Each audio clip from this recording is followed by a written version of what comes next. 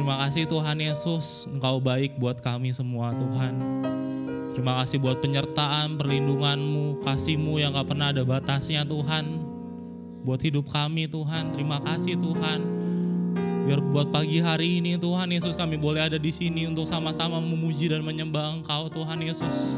Semua karena kasih dan anugerah-Mu aja ya Tuhan Yesus.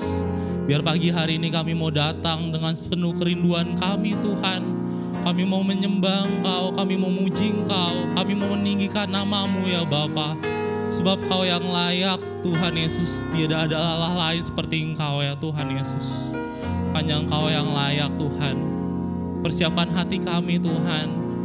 Kami mau memuji menyembah Engkau pagi hari ini. Sebab Kau baik ya Tuhan Yesus. Terima kasih Tuhan. Terima kasih Bapa. Engkau baik Tuhan Yesus.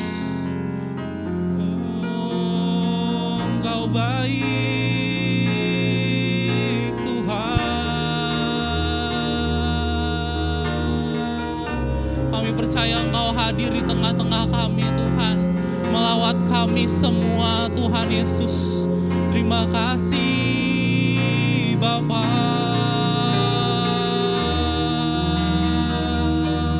Engkau setia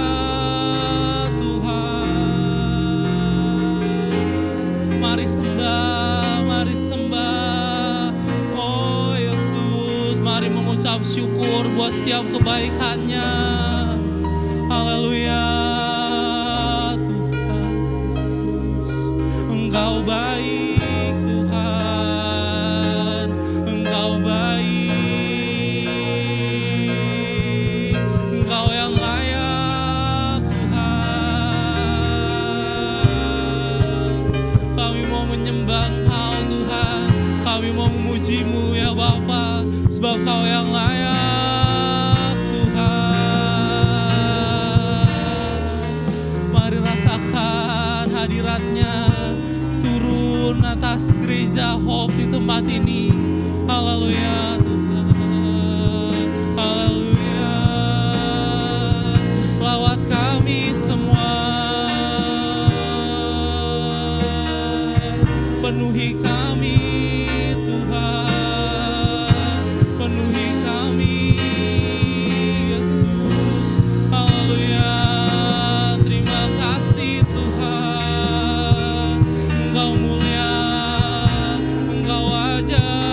Besar Tuhan, Engkau yang layak kami puji, Engkau yang layak kami sembah Tuhan. Oh Yesus, Kau mulia ya Tuhan, tiadalah seperti-Mu ya Bapa. Engkau baik buat kami semua. Kami rindu menyembah Engkau ya Tuhan. Sebab Kau yang kami rindukan Tuhan. Haleluya Yesus. Terima kasih Tuhan, terima kasih Bapa. Terima kasih Tuhan.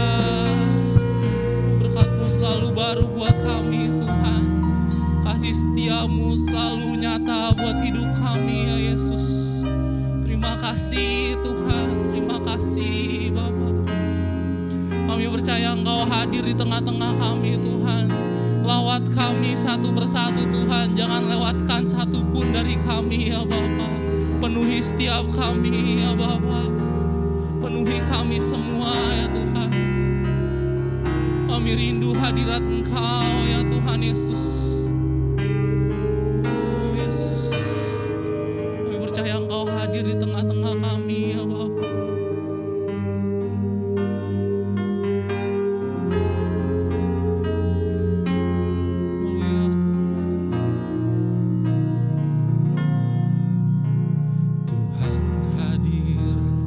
Bait kudusnya saat umat mencari wajahnya, berseru, berdoa, bersujud menyembah dan menikmati kehadirannya.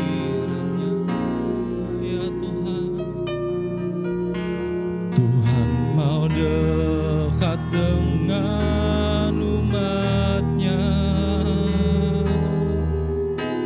yang datang dengan segenap hatinya, berseru, berdoa, bersujud menyembah dan menikmati kehadirannya. Hadirat-Mu Tuhan, hadirat-Mu memenuhiku, hadirat kudus-Mu penuhi bait-Mu, dan ku tersungkur menyembah-Mu. Yang ku nampak hanya kemuliaan. Beri kemuliaan buat Tuhan. Haleluya. Oh, Tuhan hadir di bait kudusnya saat umat mencari wajahnya, berseru, berdoa, bersujud menyembah dan menikmati kehadirannya. Tuhan mau dekat dengan umatnya yang datang dengan segenap hatinya, berseru, berdoa, bersujud menyembah dan menikmati kehadirannya. Hadirat-Mu memenuhiku, hadirat kudus-Mu penuhi bait-Mu, dan ku tersungkur menyembah-Mu. Yang ku nampak hanya kemuliaan. Hadirat-Mu Tuhan, hadirat-Mu bagi kami semua Tuhan. Hadirat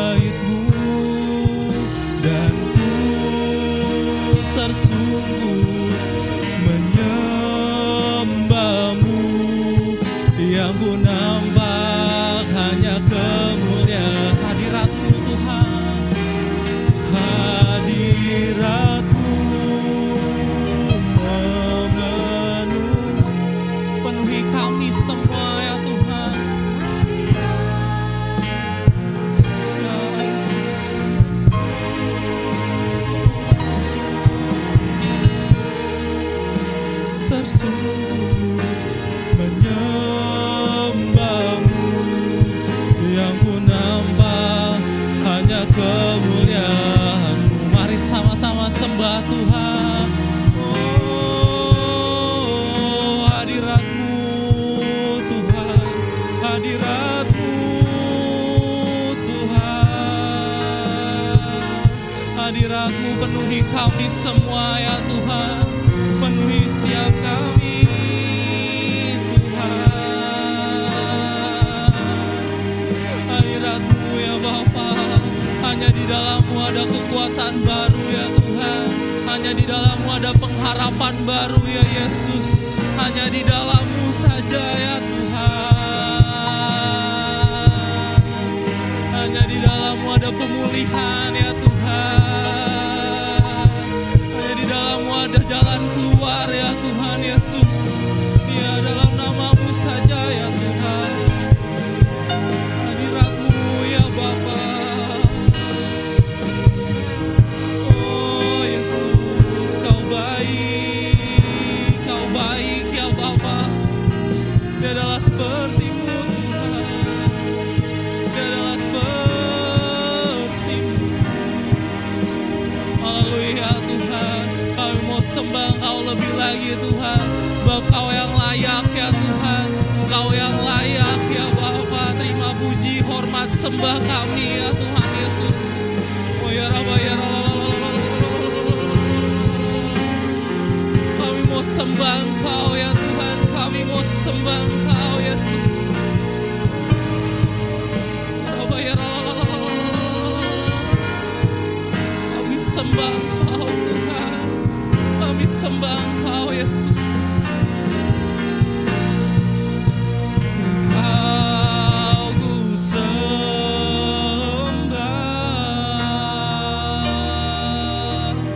Kau ku sembah, Kau ku sembah.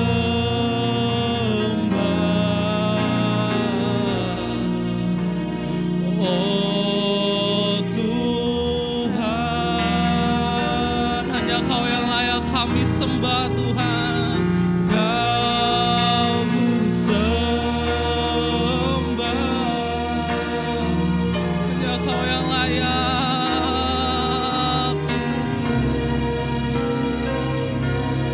hanya Kau yang layak.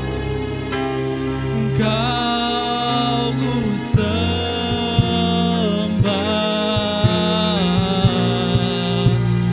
Oh Tuhan, Kau kami sembah Tuhan.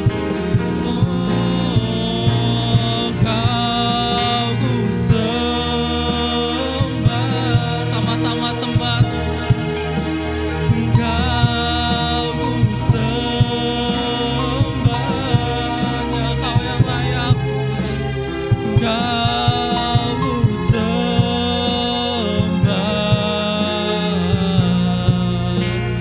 Oh Tuhan,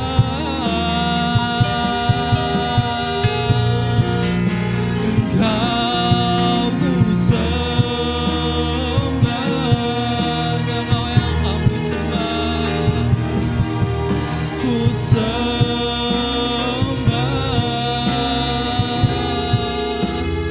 Kau ku sembah.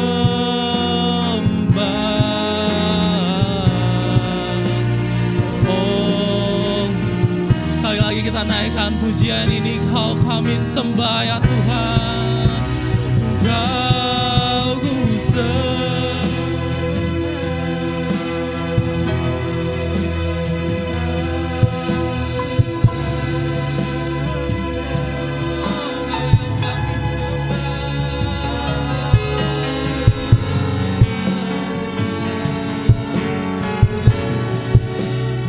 Oh Tuhan, Kau kami sembah, Kau ku sembah.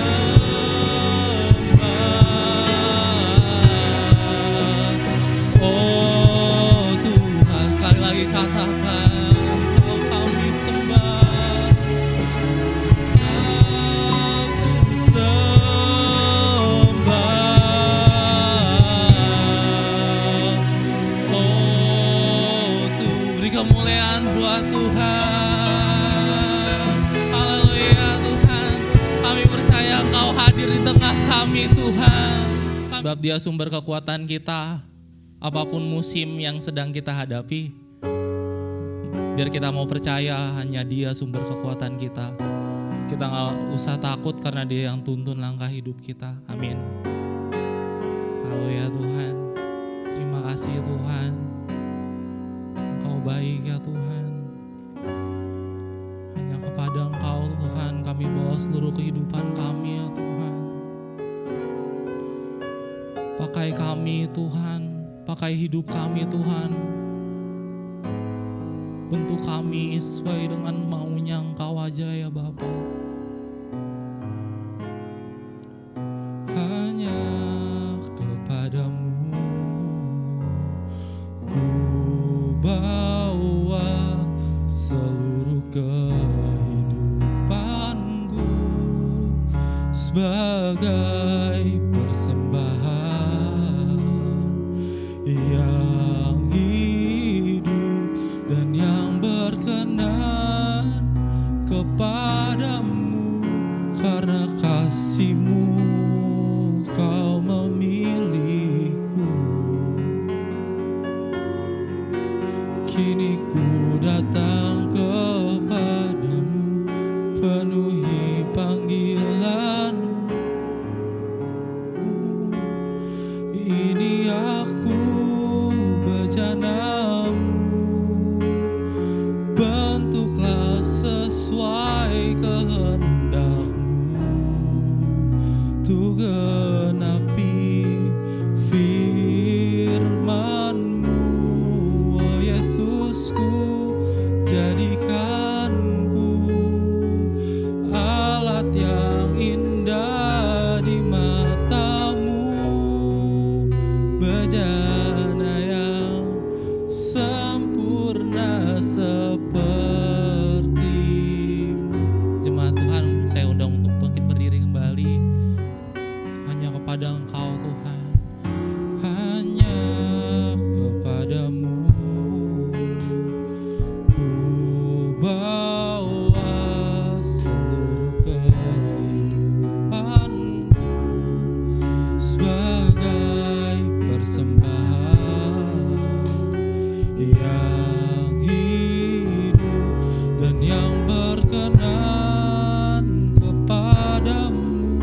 Karena kasih-Mu Kau memilihku.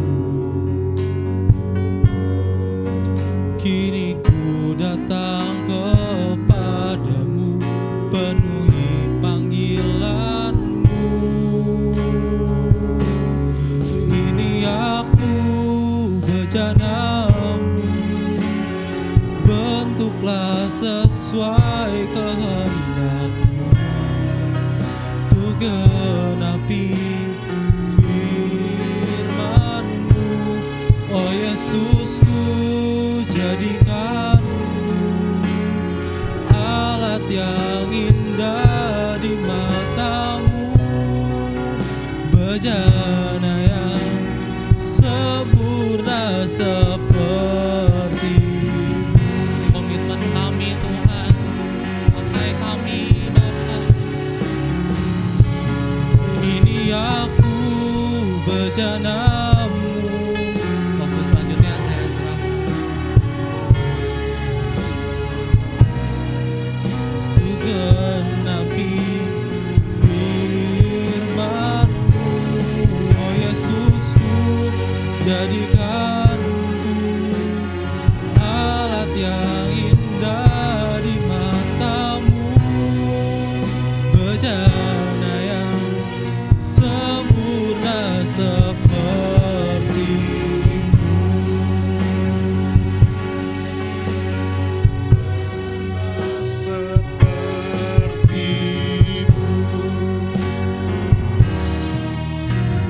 Sempurna seperti-Mu.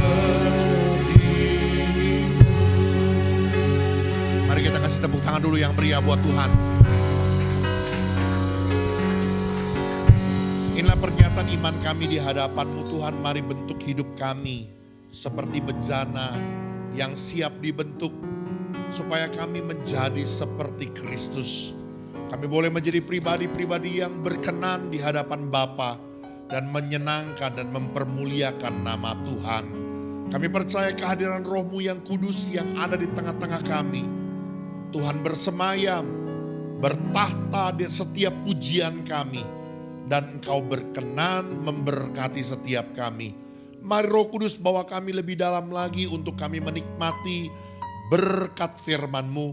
Mari Roh Kudus jamah setiap hati kami, lembutkan setiap tanah hati kami menjadi tanah hati yang baik, tanah hati yang siap terima taburan benih firman Tuhan.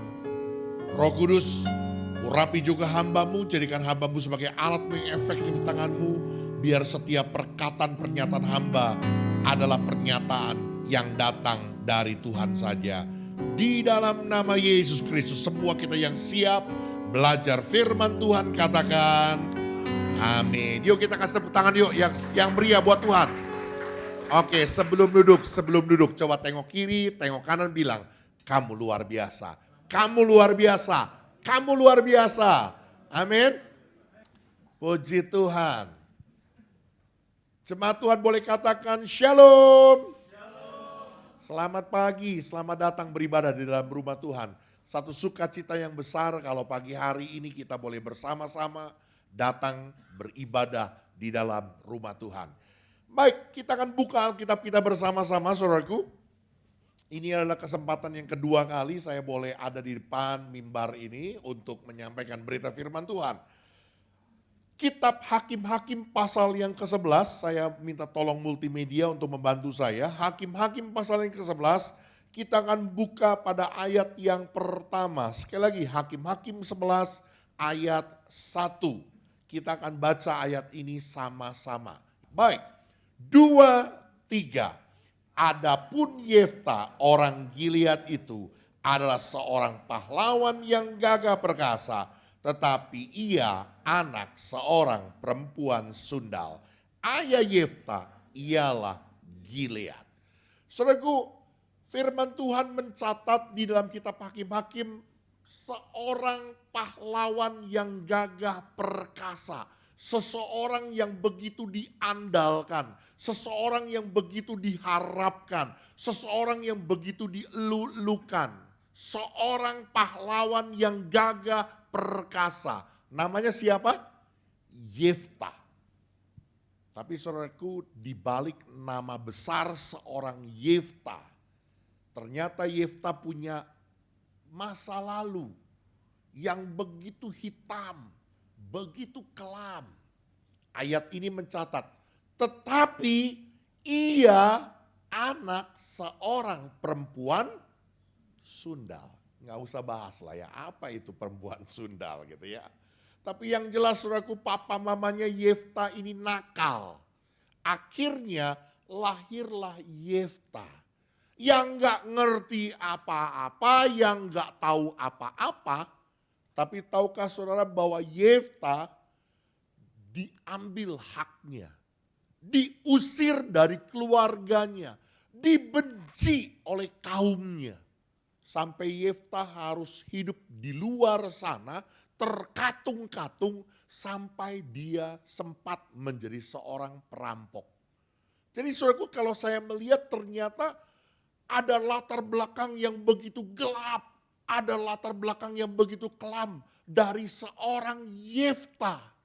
Tapi toh demikian, Tuhan bisa angkat, Tuhan bisa pakai seorang yang punya latar belakang yang begitu kelam menjadi seorang pahlawan yang gagah perkasa.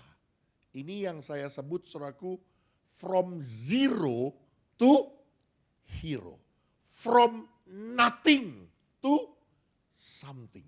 Saya mau bilang saudaraku, hari ini dengar baik-baik, orang-orang muda pasang telingamu. Siapapun engkau, berapa banyak kesalahan di belakangmu, di masa lalumu. Latar belakangmu yang begitu hitam, yang begitu gelap, kesalahanmu, mungkin juga dosa orang tuamu. Saya mau bilang saudaraku, siapapun engkau, siapapun saya, apapun masa lalu kita, apapun latar belakang kita, dengar baik-baik. Kalau Tuhan bisa angkat seorang Yefta dari yang bukan apa-apa, dari kaum marginal yang tersingkir, yang mungkin orang anggap itu sampah masyarakat, orang yang tidak dipandang, tapi Tuhan bisa angkat dia menjadi seorang pahlawan yang gagah perkasa. Saya mau bilang hal yang sama hari ini. Tuhan yang sama, Tuhan juga bisa mengangkat hidup saudara dan saya. Tuhan bisa mengangkat kita dari yang bukan apa-apa, bukan siapa-siapa, nothing. Tapi Tuhan bisa angkat kita menjadi something. Seorang pahlawan yang gagah perkasa. Amin. Ini menjadi sebuah harapan dan kerinduan kita. Biar Tuhan pakai hidup kita secara maksimal. Tuhan mau menggenapi rancangan Allah, rencana Allah yang besar. Melalui siapa? Melalui saudara dan saya. Amin. Oleh karena itu hari ini kita mau belajar, saudaraku. Bagaimana kunci keberhasilan hidup seorang Yefta. From nothing to something. From zero to hero. Dari orang yang bukan apa-apa, bukan siapa-siapa. Kenapa Tuhan bisa angkat dia naik tinggi menjadi seorang pahlawan yang gagah perkasa. Kita lihat apa kunci rahasia keberhasilan hidup seorang Yefta. Yang pertama saudaraku, coba lihat ayat yang ke-7 saudaraku. Ayat yang ke-7, apa kata firman Tuhan? Tetapi kata Yefta kepada para tua-tua Gilead itu, bukankah kamu sendiri membenci aku dan mengusir aku dari keluargaku? Mengapa kamu datang sekarang kepadaku pada waktu kamu terdesak? Sebelum saya lanjut saudara ya, saya mau tanya dulu nih, Tapi jangan ada dusta di antara kita. Kira-kira kalau ada orang yang benci benar sama sampean, ambil milik saudara, rampas milik saudara, saudara diusir keluar dari rumah, sampai hidup susah di luar. Setelah bertahun-tahun, saudara berjuang di luar, sekarang sudah sukses, sekarang sudah hebat. Ini orang yang dulu benci saudara, ambil dan rampas milik saudara, datang. Tolongin saya dong, selamatin saya dong. Kira-kira ditolongin gak? Hah? Ditolongin? Ini luar biasa, ini memangnya jemaat Hope ini. Jujur saudaraku, kalau secara kedagingan kita akan berkata, sampai 7 turunan juga saya gak akan bantu Pak. Saya gak akan tolong Pak. Tapi saudaraku, kisah ini menceritakan saudaraku, Yefta bersedia menolong. Yefta bersedia menyelamatkan orang yang membencinya, orang yang mengusirnya, orang yang merampas haknya. Jawab pertanyaannya kenapa? Why? Jawabannya saudaraku, karena Yefta adalah pribadi yang tidak mau dikuasai benci. Hidupnya tidak mau dikuasai dendam. Hatinya tidak mau menyimpan kepahitan. Tidak mau menyimpan sakit hati. Yefta bersedia mengampuni orang yang bersalah kepadanya. Yang mengerti boleh bilang amin. Saudara, saya mau bilang saudaraku hal yang pertama, dengar. Kunci keberhasilan hidup kita. Jadilah pribadi yang merdeka. Jangan pernah simpan sakit hati dalam hatimu. Jangan pernah mau hidupmu dikuasai dan diikat oleh dendam, kepahitan, sakit hati. Jangan. Jadilah pribadi yang mampu, yang mau, yang sanggup untuk mengampuni orang yang bersalah kepada kita. Amin. Yefta from nothing. Bukan siapa-siapa. Kaum marginal yang tersingkir, orang yang tidak dipandang. Tapi Tuhan angkat dia naik tinggi. Karena dia adalah orang yang mau mengampuni orang yang bersalah kepadanya. Saudara, kalau saudara doa Bapa kami ya, apal ya. Di situ ada 3 permintaan. Berikanlah kami pada hari ini makanan kami yang secukupnya. Ini doa minta berkat. Tuhan, masa naik motor mulu sih, minta mobil dong. Boleh nggak? Boleh nggak? Ih, kok takut sih? Minta mobil sama Bapak di sorga. Bapak minta mobil dong, masa motor mulu? Boleh nggak? Boleh. Tanpa syarat. Ya, yang kedua kita lewatin dulu yang terakhir, yang ketiga. Ini doa minta perlindungan, minta keselamatan. Jauhkan kami dari segala yang jahat.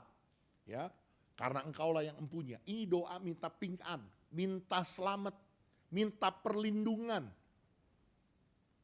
Tuhan, mau pulang ke rumah malam-malam nih, lindungin ya, tolongin ya, sertai ya. Boleh nggak? Boleh.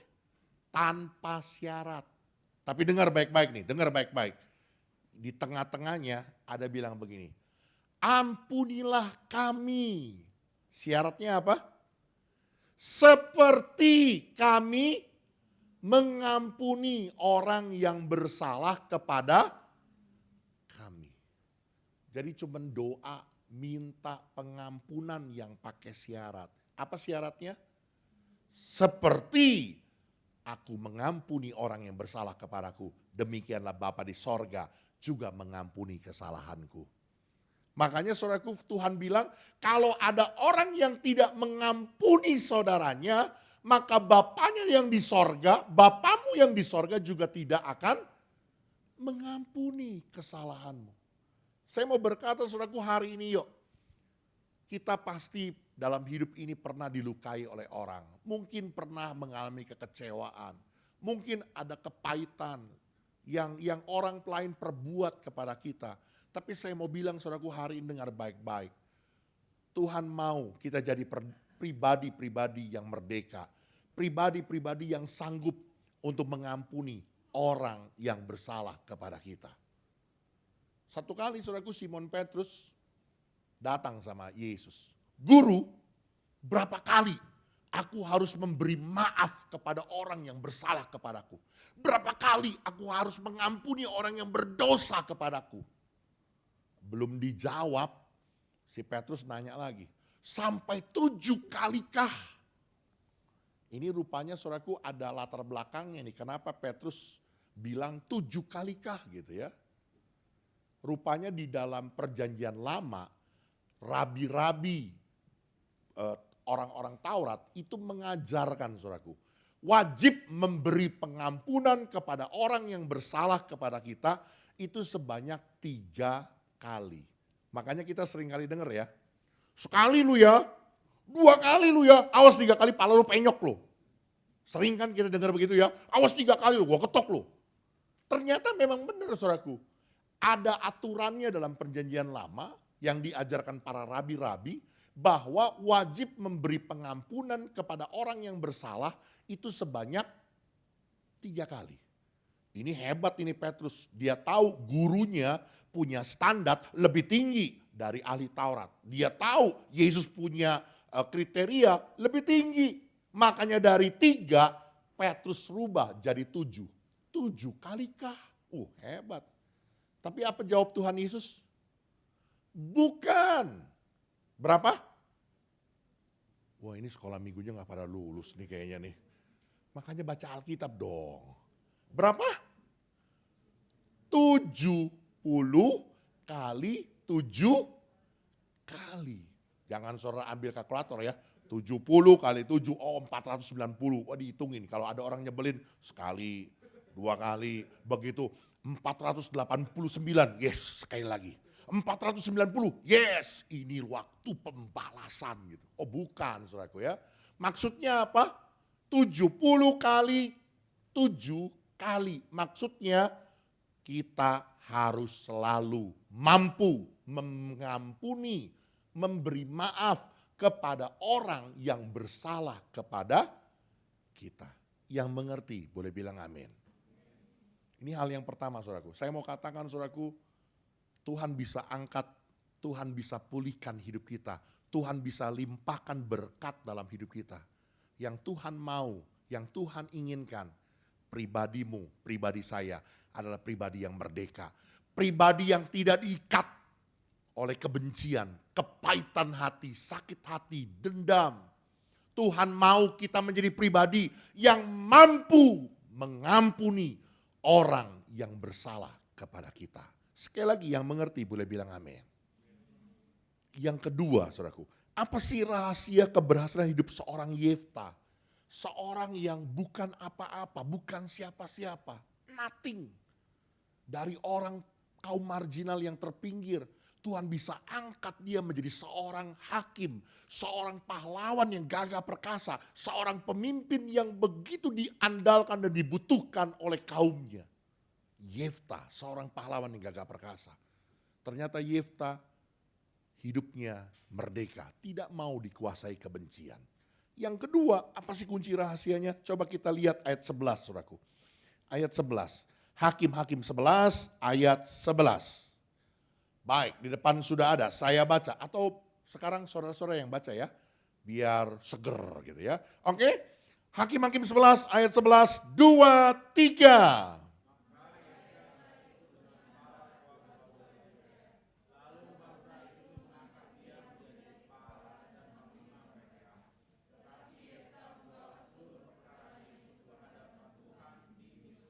Saudaraku perhatikan baik-baik apa yang dikisahkan dalam Hakim-Hakim ini. Yefta diangkat jadi hakim, jadi kepala, jadi panglima, jadi pahlawannya orang-orang Gilead. Tetapi apakah Yefta tulak pinggang lalu dia bilang begini, hehe, lu dulu buang gua, lu dulu usir gua, lu kata-katain gua, sekarang lu butuh gua. Nih Yefta. Enggak gitu kan? Firman Tuhan bilang apa? Tetapi Yefta membawa seluruh perkaranya itu ke hadapan Tuhan di Mizpah. Ini menunjukkan apa saudaraku? Dalam segala hal, dalam segala kondisi, Yefta selalu melibatkan Tuhan. Yefta selalu mengandalkan Tuhan di dalam hidupnya. Saya mau berkata saudaraku, ini yang menjadi kunci rahasia keberhasilan seorang Yefta yang kedua. Yefta selalu melibatkan Tuhan dalam hidupnya. Bukan saja waktu dia lagi susah, waktu lagi terpuruk, waktu lagi jatuh. Ada banyak orang, kalau lagi susah, lagi broken heart, cari dia gampang, di gereja aja. Teriak-teriak, Tuhan lontong, Tuhan lontong. Salah, tolong Tuhan. Tapi kalau lagi diberkati, lagi senang, lagi happy-happy, boro-boro ingat Tuhan. Diingetin Tuhan aja. Lu ngomong Tuhan-Tuhan melulu lu. Ada banyak orang yang hanya melibatkan Tuhan waktu susah. Tapi kalau lagi kaya, lagi diberkati, lagi sukses, lagi jaya, lupa sama Tuhan. Lihat Yefta saudaraku. Waktu dia lagi susah, dia andalkan Tuhan. Dan waktu dia jaya, waktu dia diangkat jadi panglima, waktu dia diangkat jadi hakim, waktu dia diangkat jadi pemimpin atas kaumnya, dia tetap libatkan Tuhan dan andalkan Tuhan. Amin. Ini kunci rahasia keberhasilan Yefta yang kedua.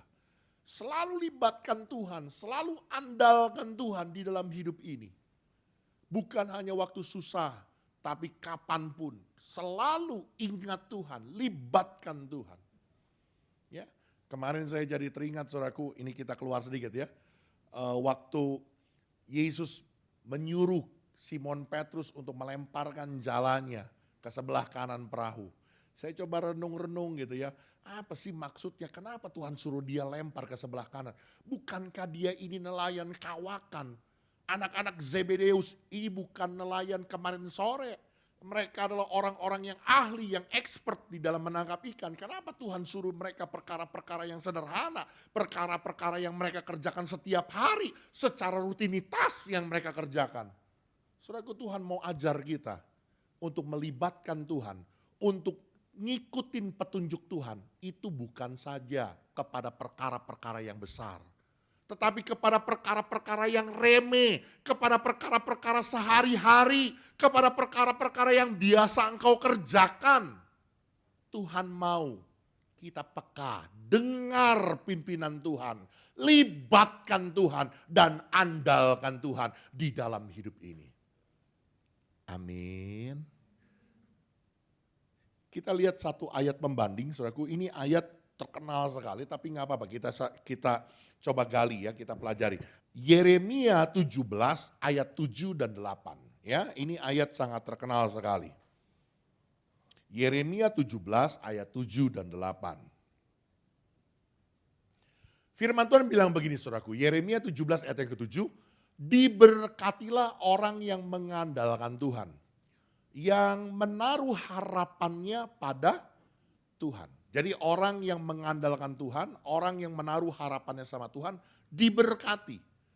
Kemudian Yeremia menganalogikan, memperumpamakan orang yang diberkati karena mengandalkan Tuhan, menaruh harapannya sama Tuhan, itu seperti pohon yang ditanam di tepi aliran air, yang merambatkan akar-akarnya ke tepi batang air, yang tidak mengalami datangnya panas terik.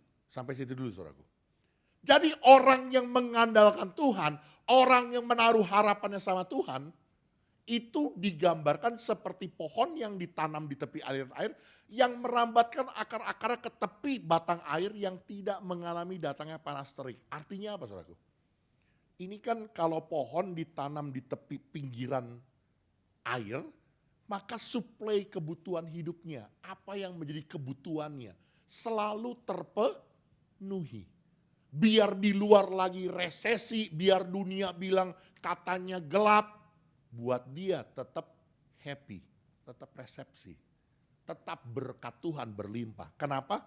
Karena dia ditanam di tepi aliran air.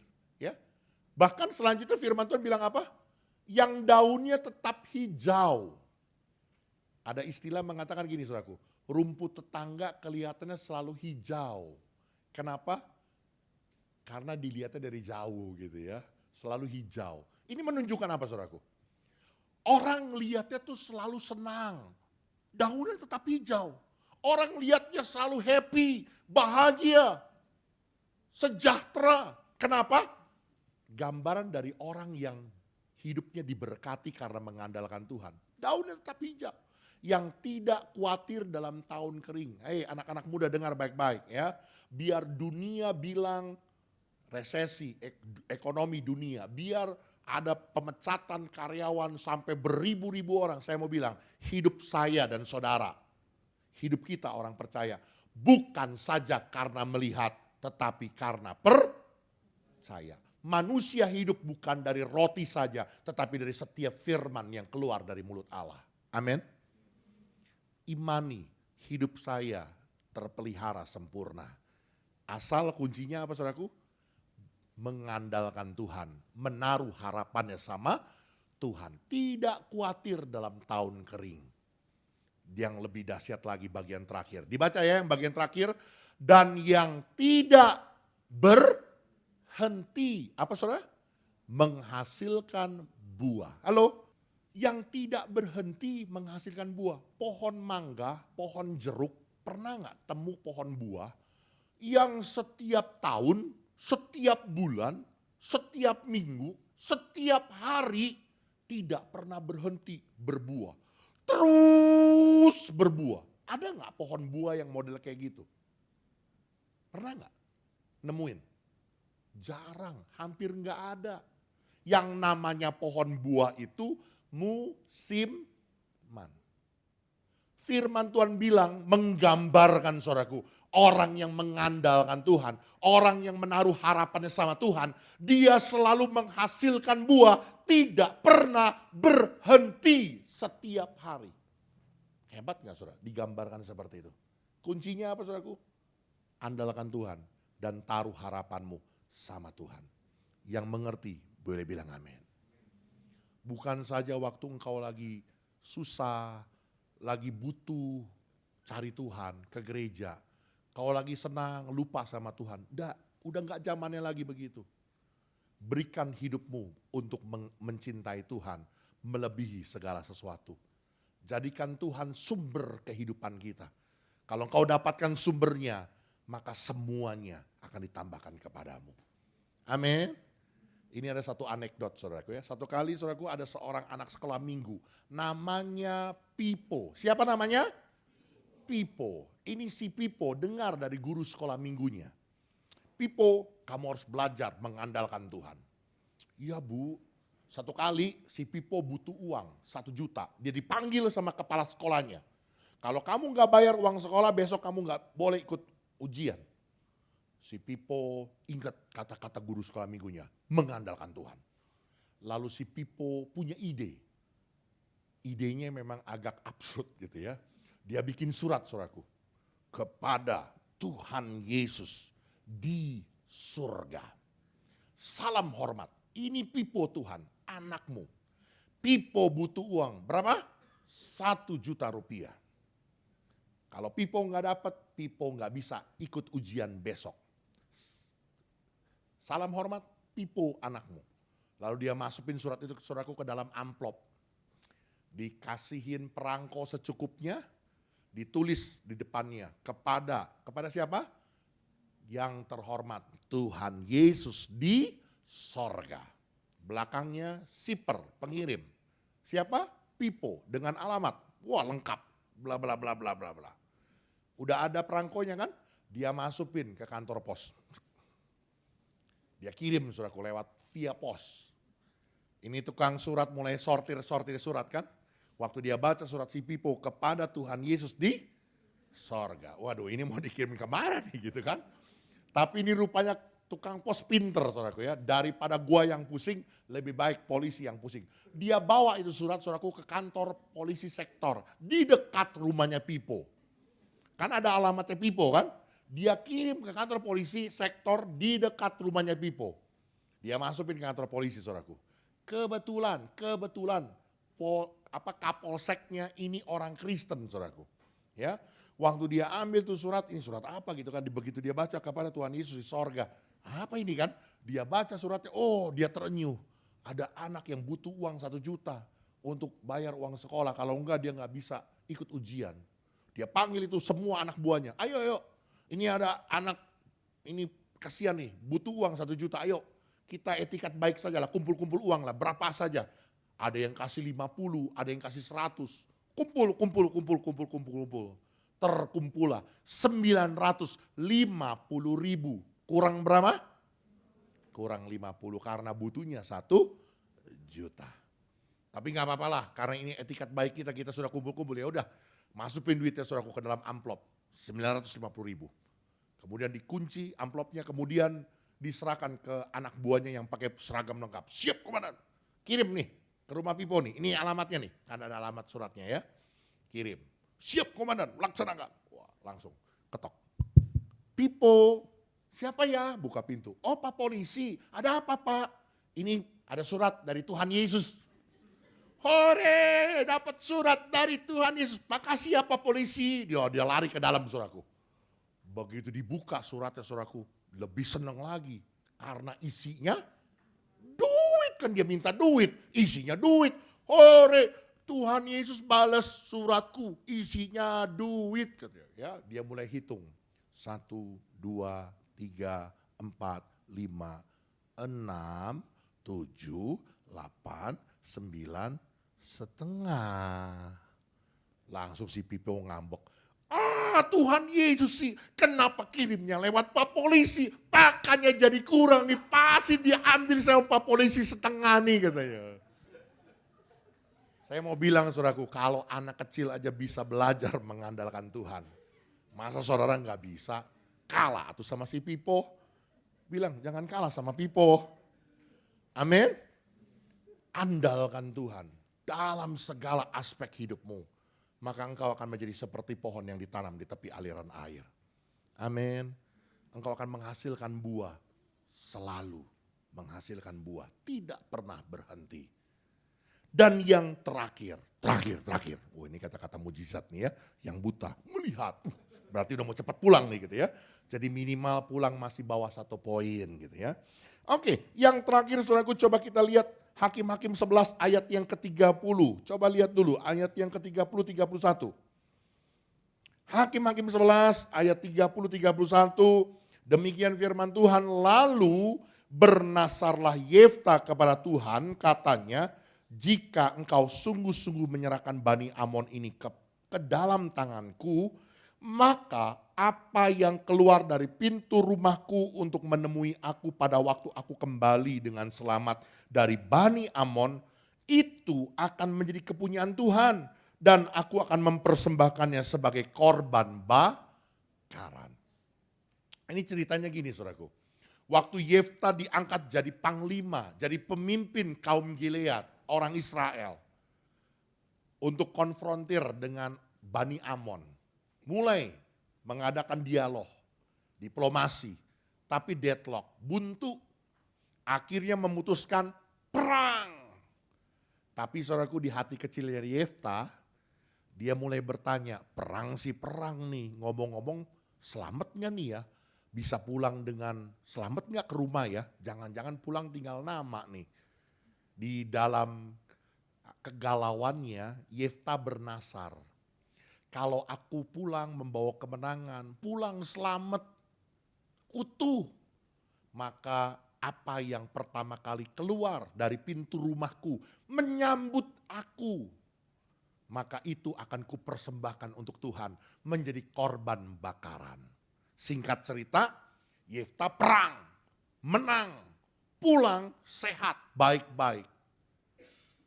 Dia pikir yang pertama kali menyambut dia keluar dari pintu rumahnya, si Pleki anjing kesayangannya. Wah, sambil kibar-kibar ekor gitu ya. Itu mah gampang lah, potong aja bikin jadi sate, bikin jadi sangsang gitu ya. Bukan saudaraku.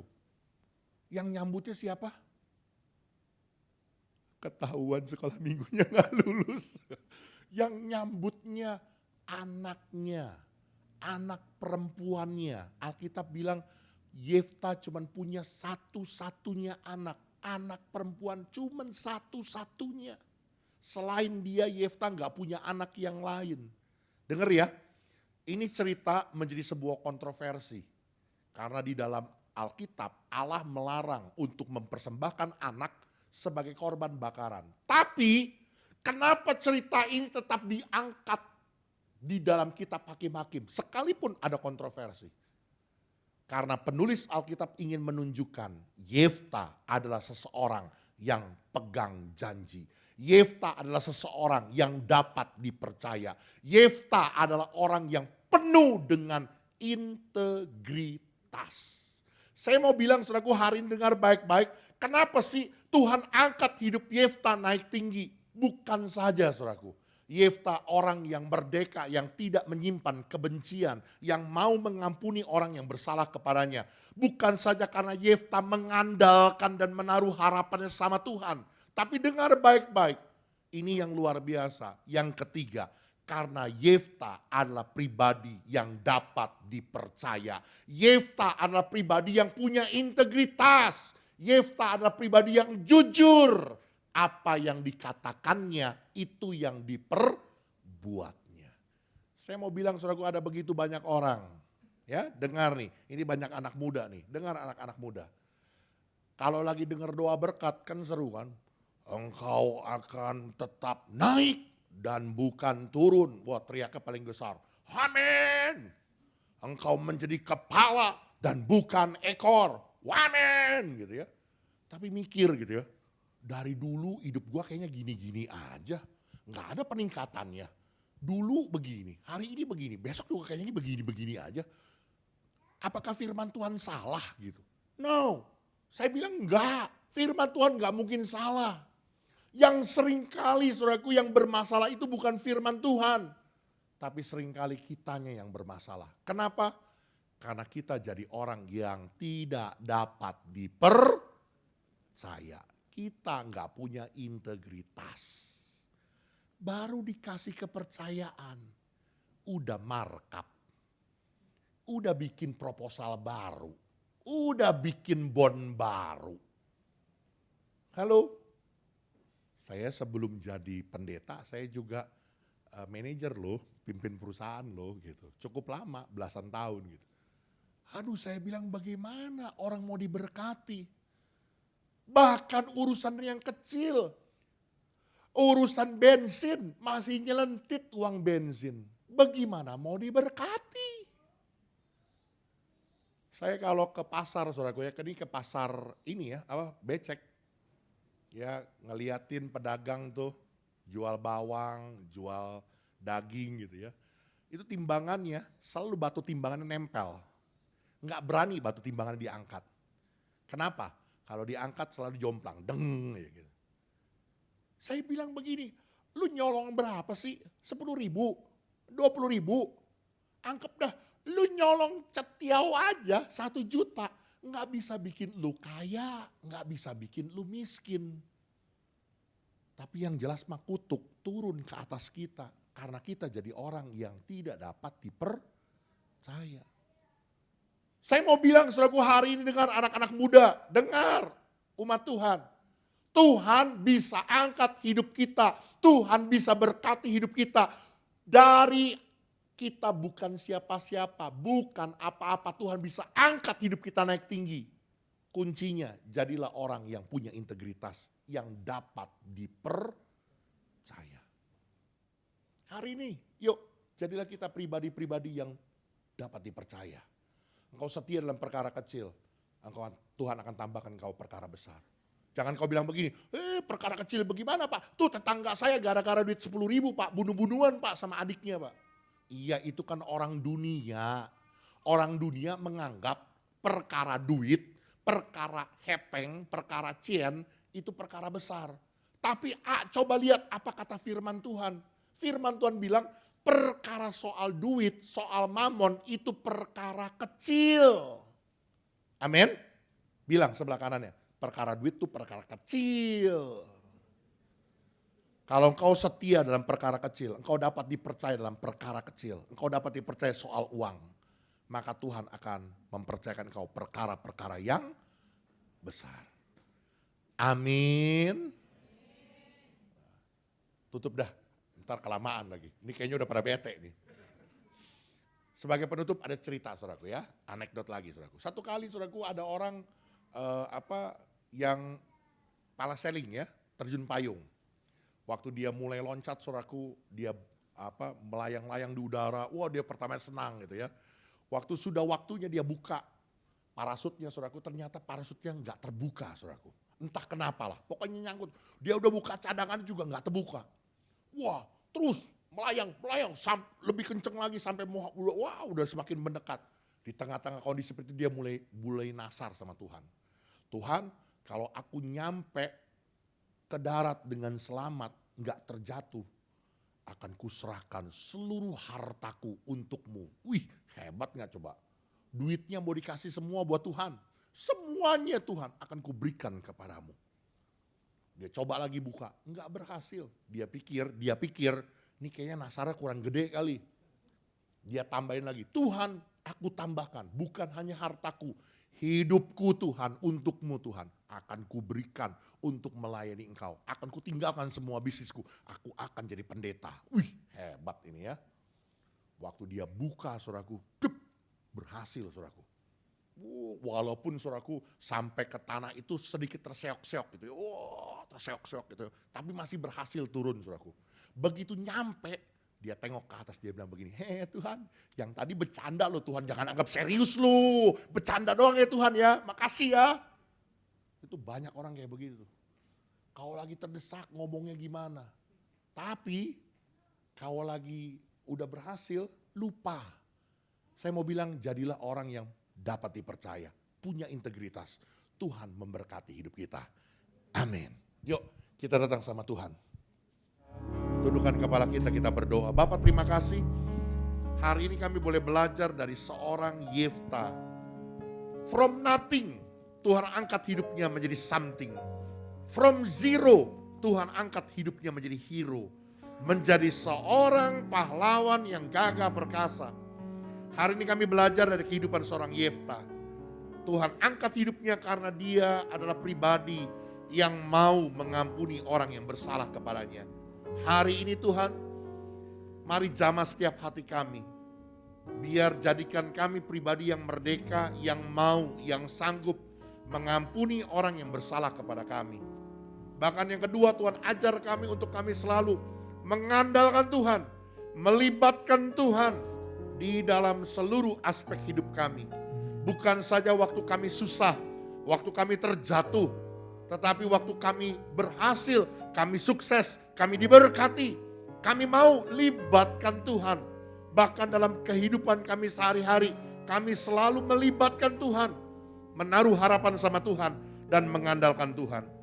Bahkan kami mau menjadi pribadi seperti Yefta, pribadi yang dapat dipercaya, pribadi yang punya integritas, pribadi yang jujur.